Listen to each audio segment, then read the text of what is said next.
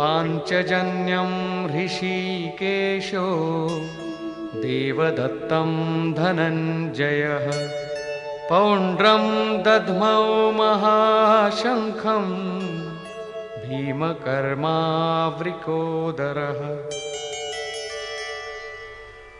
ऋषिकेशः, जो हृदय के सर्वस्व ज्ञाता है, उन कृष्ण ने 5 जन्य शंख बजाया।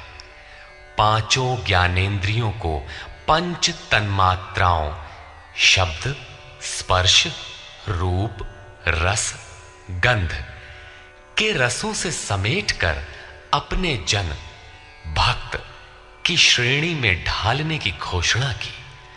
विकराल रूप से बहकती हुई इंद्रियों को समेटकर उन्हें अपने सेवक की श्रेणी में खड़ा कर देना हृदय से प्रेरक सद्गुरु की देन है। श्री कृष्ण एक योगेश्वर सद्गुरु थे। शिष्यस्तेहम्, भगवन मैं आपका शिष्य हूं। बाह्य विषय वस्तुओं को छोड़कर ध्यान में इष्ट के अतिरिक्त दूसरा न देखें, दूसरा न सुने, न दूसरे का स्पर्श करें। ये सद्गुरु के अनुभव संचार पर निर्भर करता है। देवदत्तम धनंजयः, दैवी संपत्ति को अधीन करने वाला अनुराग ही अर्जुन है। इष्ट के अनुरूप लगाव, जिसमें विरह, वैराग्य, अश्रुपात हो। गदगद गिरा नयन बह नीरा, रोमांच हो। इष्ट के अतिरिक्त अन्य विषय वस्तु का लेश मात्र टकराव न होने पाए, उसी को अनुराग कहते हैं। यदि ये सफल होता है तो परम देव परमात्मा में प्रवेश दिलाने वाली दैवी संपद पर आधिपत्य प्राप्त कर लेता है। इसी का दूसरा नाम धनंजय भी है। एक धन तो बाहरी संपत्ति है, जिससे शरीर निर्वाह की व्यवस्था होती है। आत्मा से इसका कोई संबंध नहीं है। इससे परे स्थिर आत्मिक संपत्ति ही निज संपत्ति है। बृहदारण्य कोपनिषद में याज्ञवल्क्य ने मैत्रेयी को यही समझाया कि धन से संपन्न पृथ्वी के स्वामित्व से भी अमृतत्व की प्राप्ति नहीं हो सकती। उसका उपाय आत्मिक संपत्ति है। भयानक कर्म वाले भीमसेन ने पौंड्र अर्थात प्रीति नामक महाशंख बजाया। भाव का उद्गम और निवास स्थान हृदय है, इसलिए इसका नाम वृकोदर है। आपका भाव लगाव बच्चे में होता है, किंतु वस्तुतः वो लगाव आपके हृदय में है, जो बच्चे में जाकर मूर्त होता है। ये भाव अथाह और महान बलशाली है। उसने प्रीति नामक महाशंख बजाया। भाव में ही वो प्रीति निहित है, इसीलिए भीम ने पौंड्र प्रीति नामक महाशंख बजाया। भाव महान बलवान है, किंतु प्रीति संचार के माध्यम से। हरि व्यापक सर्वत्र समाना, प्रेम ते प्रकट हो ही मैं जाना।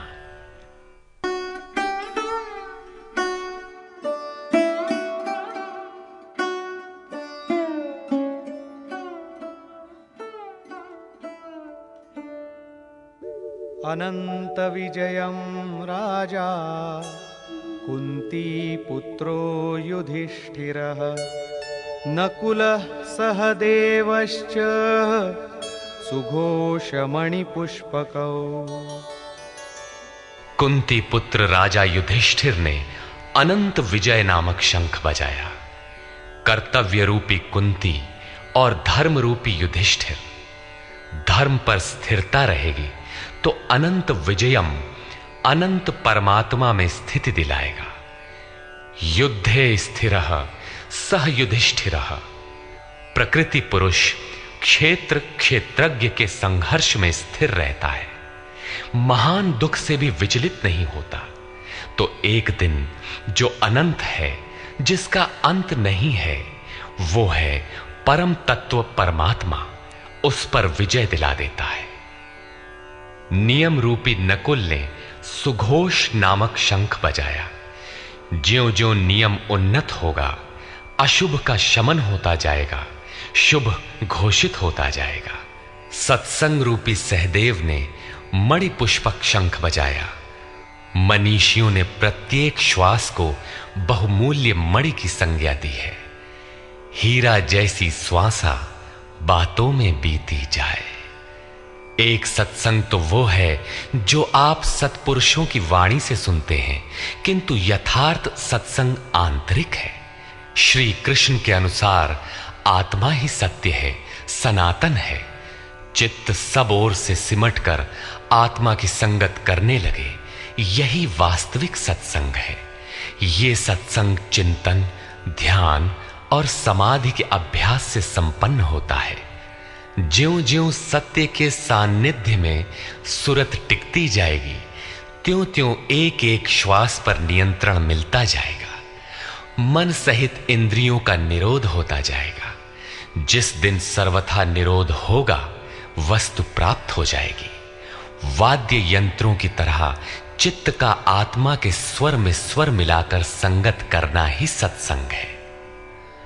बाह्य मणि कठोर है, किंतु श्वास मणि पुष्प से भी कोमल है। पुष्प तो विकसित होने या टूटने पर कुम्हलाता है, किंतु आप अगले श्वास तक जीवित रहने की गारंटी नहीं दे सकते। किंतु सत्संग सफल होने पर प्रत्येक श्वास पर नियंत्रण दिलाकर परम लक्ष्य की प्राप्ति करा देता है। इसके आगे पांडवों की कोई घोषणा नहीं है, किंतु प्रत्येक साधन कुछ न कुछ निर्मलता के पथ में दूरी तय करता है। आगे कहते हैं,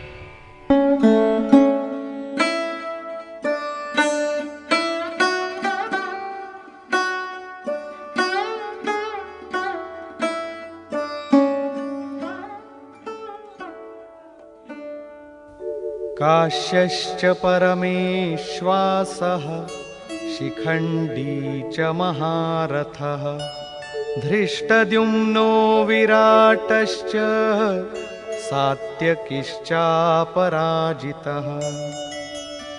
काया रूपी काशी। पुरुष जब सब ओर से मन सहित इंद्रियों को समेटकर काया में ही केंद्रित करता है, तो परमेश्वासः परम ईश में वास का अधिकारी हो जाता है। परम ईश में वास दिलाने में सक्षम काया ही काशी है। काया में ही परम ईश का निवास है। परमेश्वास का अर्थ श्रेष्ठ धनुष वाला नहीं, बल्कि परम धन ईश धन वास है। शिखा सूत्र का त्याग ही शिखंडी है। आजकल लोग सिर के बाल कटा लेते हैं और सूत्र के नाम पर गले की जनेऊ हटा लेते हैं, अग्नि जलाना छोड़ देते हैं। हो गया सन्यास उनका। नहीं, वस्तुतः शिखा लक्ष्य का प्रतीक है जिसे आपको पाना है, और सूत्र है संस्कारों का। जब तक आगे परमात्मा को पाना शेष है, पीछे संस्कारों का सूत्रपात लगा हुआ है, तब तक त्याग कैसा, सन्यास कैसा? अभी तो चलने वाले पथिक हैं। जब प्राप्तव्य प्राप्त हो जाए, पीछे लगे हुए संस्कारों की डोर कट जाए, ऐसी अवस्था में भ्रम सर्वथा शांत हो जाता है। इसलिए शिखंडी ही भ्रम रूपी भीष्म का विनाश करता है। शिखंडी चिंतन पथ की विशिष्ट योग्यता है, महारथी है।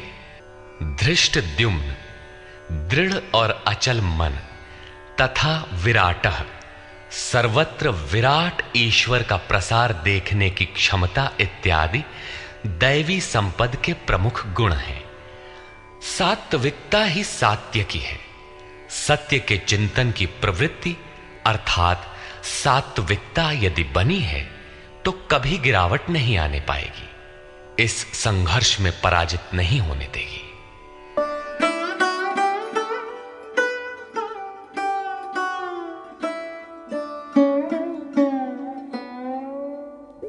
द्रुपदो द्रौपदेयाश्च सर्वशः पृथिवीपते सौभद्रश्च महाबाहुः शंखान् दद्मुः पृथक् पृथक्।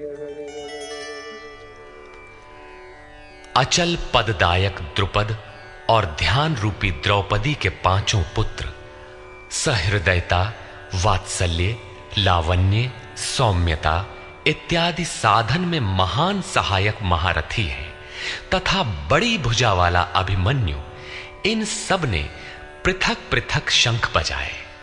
भुजा कार्यक्षेत्र का प्रतीक है।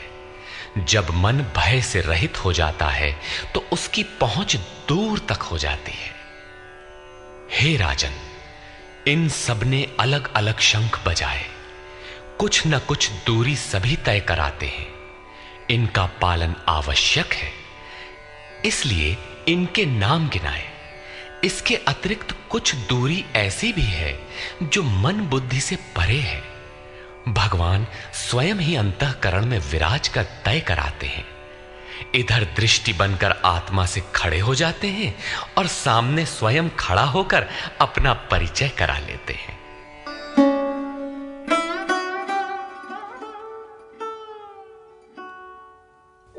सघोषोधार्तराष्ट्राणां हृदयानि व्यदारयत्।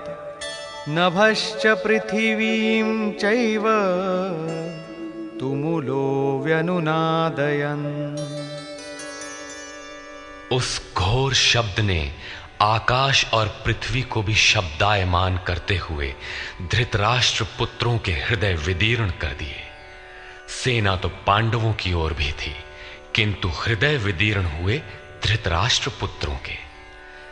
वस्तुतः पांचजन्य दैवी शक्ति पर आधिपत्य, अनंत पर विजय, अशुभ का शमन और शुभ की घोषणा धारावाही होने लगे तो कुरुक्षेत्र आसुरी संपद, बहिर्मुखी प्रवृत्तियों का हृदय विदीर्ण हो जाएगा। उनका बल शनैः शनैः क्षीण होने लगता है। सर्वथा सफलता मिलने पर मोहमयी प्रवृत्तियां सर्वथा शांत हो जाती हैं।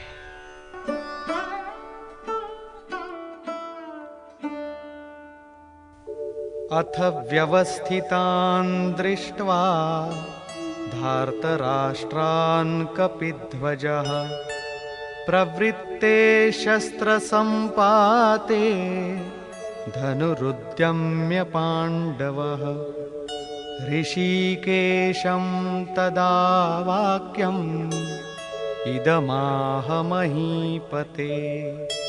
सेनयोरुभयोर्मध्ये रथं स्थापयमेच्युत। संयम रूपी संजय ने अज्ञान से आवृत मन को समझाया कि हे राजन, उसके उपरांत कपिध्वजः वैराग्य रूपी हनुमान, वैराग्य ही ध्वज है जिसका। ध्वज राष्ट्र का प्रतीक माना जाता है। कुछ लोग कहते हैं ध्वजा चंचल थी, इसलिए कपिध्वज कहा गया, किंतु नहीं। यहां कपि साधारण बंदर नहीं, स्वयं हनुमान थे, जिन्होंने मान अपमान का हनन किया था। सममान निरादर आदरहीन। प्रकृति की देखी सुनी वस्तुओं से, विषयों से राग का त्याग ही वैराग्य है। अतः वैराग्य ही जिसकी ध्वजा है, उस अर्जुन ने व्यवस्थित रूप से धृतराष्ट्र पुत्रों को खड़े देखकर शस्त्र चलने की तैयारी के समय धनुष उठाकर ऋषिकेशम, जो हृदय के सर्वस्व ज्ञाता है, उन योगेश्वर श्री कृष्ण से ये वचन कहा, हे अच्युत, जो कभी च्युत नहीं होता, मेरे रथ को दोनों सेनाओं के बीच खड़ा करिए। यहां सारथी को दिया गया आदेश नहीं, इष्ट सदगुरु से की गई प्रार्थना है। किस लिए खड़ा करें?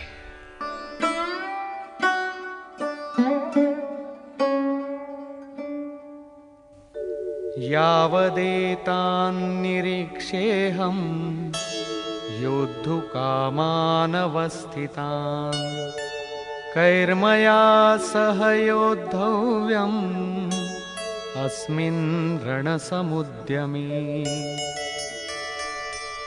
जब तक मैं इन स्थित हुए युद्ध की कामना वालों को अच्छी प्रकार देख न लूं कि इस युद्ध के उद्योग में मुझे किन किन के साथ युद्ध करना योग्य है, इस युद्ध व्यापार में मुझे किन किन के साथ युद्ध करना है।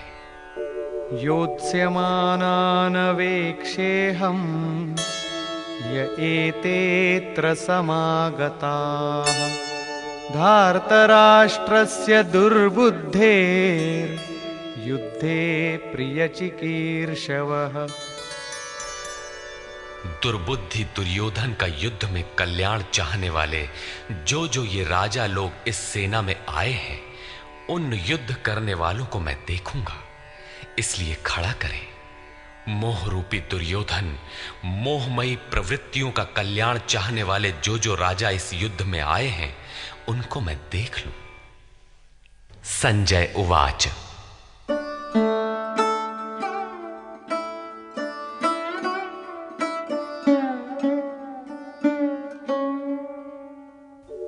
एवमुक्तो ऋषिकेशो गुडाकेशेन भारत सेनयोरुभयोर्मध्ये स्थापयित्वा रथोत्तमम् भीष्मद्रोणप्रमुखतः सर्वेषां च महीक्षिताम् उवाच पार्थ पश्यैतान् समवेतान् कुरुनीति।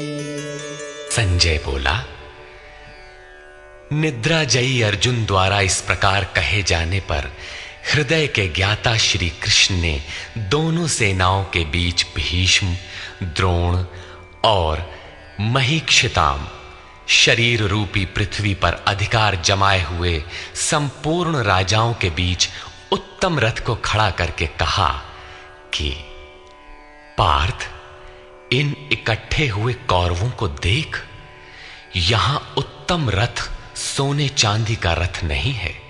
संसार में उत्तम की परिभाषा नश्वर शरीर के प्रति अनुकूलता प्रतिकूलता से की जाती है। ये परिभाषा अपूर्ण है। जो हमारे आत्मा, हमारे स्वरूप का सदैव साथ दे, वही उत्तम है, जिसके पीछे अनुत्तम मलिनता न हो।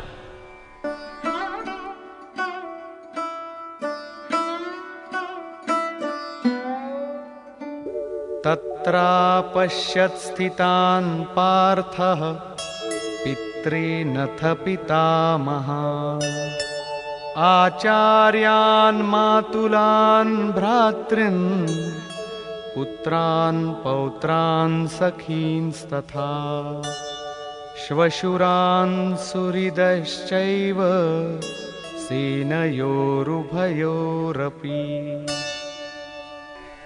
इसके उपरांत अचूक लक्ष्य वाले पार्थिव शरीर को रथ बनाने वाले पार्थ ने उन दोनों सेनाओं में स्थित पिता के भाइयों को, पितामहों को, आचार्यों को, मामाओं को, भाइयों को, पुत्रों को, पौत्रों को, मित्रों को, श्वसुरों को और सुहृदों को देखा। दोनों सेनाओं में अर्जुन को केवल अपना परिवार, मामा का परिवार, ससुराल का परिवार, सुहृद और गुरुजन दिखाई पड़े। प्रचलित गणना के अनुसार 18 अक्षौहिणी 2.5-3 अरब के लगभग होता है, जो आज के विश्व की जनसंख्या के समकक्ष है। इतने मात्र के लिए यदा कदा विश्व स्तर पर आवास, खाद्य समस्या बन जाती है। इतना बड़ा जन समूह अर्जुन के 3-4 रिश्तेदारों का परिवार मात्र था। क्या इतना बड़ा भी किसी का परिवार होता है? कदापि नहीं। यह हृदय देश का चित्रण है।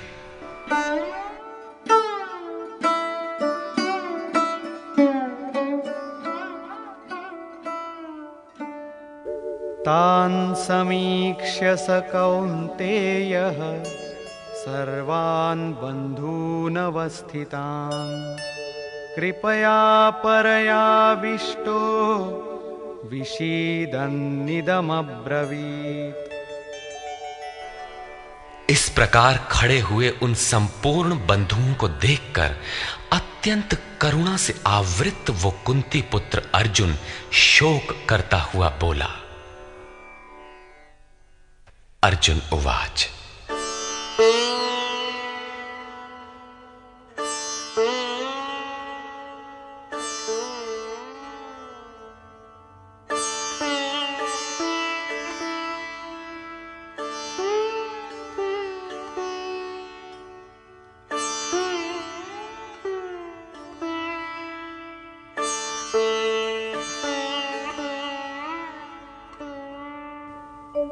दृष्ट्वेमं स्वजनं कृष्ण युयुत्सुं समुपस्थितं सीदन्ति मम गात्राणि मुखं च परिशुष्यति वेपथुश्च शरीरे मे रोमहर्षश्च जायते।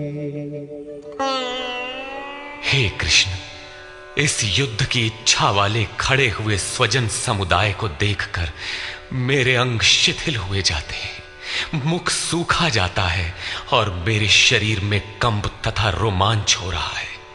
इतना ही नहीं, गांडीवं स्रंसते हस्तात् त्वक्चैव परिदह्यते न च शक्नोम्यवस्थातुं भ्रमतीव च मे मनः। हाथ से गांडीव गिरता है, त्वचा भी जल रही है।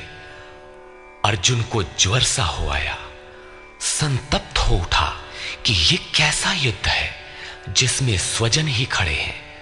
अर्जुन को भ्रम हो गया। वो कहता है, अब मैं खड़ा रह पाने में भी अपने को असमर्थ पा रहा हूं, अब आगे देखने की सामर्थ्य नहीं है। निमित्तानि च पश्यामि विपरीतानि केशव न च श्रेयोनुपश्यामि हत्वा स्वजनमाहवे। हे केशव, इस युद्ध का लक्षण भी विपरीत ही देखता हूं। युद्ध में अपने कुल को मारकर परम कल्याण भी नहीं देखता हूं। कुल को मारने से कल्याण कैसे होगा?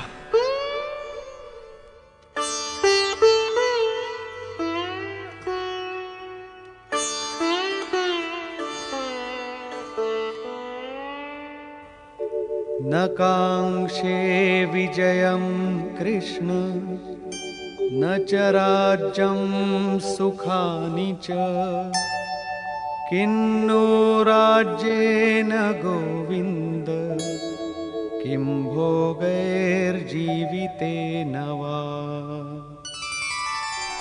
संपूर्ण परिवार युद्ध के मुहाने पर है। इन्हें युद्ध में मारकर विजय से मिलने वाला राज्य और राज्य से मिलने वाला सुख अर्जुन को नहीं चाहिए। वो कहता है, हे श्री कृष्ण, मैं विजय नहीं चाहता, राज्य तथा सुख भी नहीं चाहता। हे गोविंद, हमें राज्य या भोग अथवा जीवन से भी क्या प्रयोजन है? क्यों?